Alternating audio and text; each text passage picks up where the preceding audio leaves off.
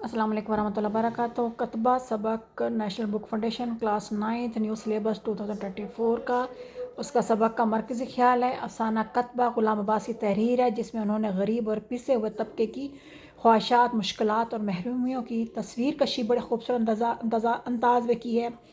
सबक कतबा एक ऐसे कलर की कहानी जो तरक्की हासिल करने की ख्वाहिश रखता है, मगर मौत तक इसकी ख्वाहिश पूरी नहीं हो सकती, क्योंकि शरीफ हुसैन जोश में आकर कभी कभी मेहनत करता है, इसलिए नाकाम रहता है, जबकि तरक्की के असूल की मुसलसल और मुस्तकिल मेहनत की ज़रूरत होती है। अब सबक कतबा का ख़ुलासा देख लें, इसको अच्छी तरह आप समझ लें और पढ़ लें, चाहे तो नोट कर लें। उम्मीद है ये वीडियो आपको अच्छी लगी होगी। पसंद आए तो शेयर करें, लाइक करें और सब्सक्राइब करना ना भूलिएगा। अच्छी अच्छी वीडियो के लिए देखते रहिए माई मिक्स प्लेट।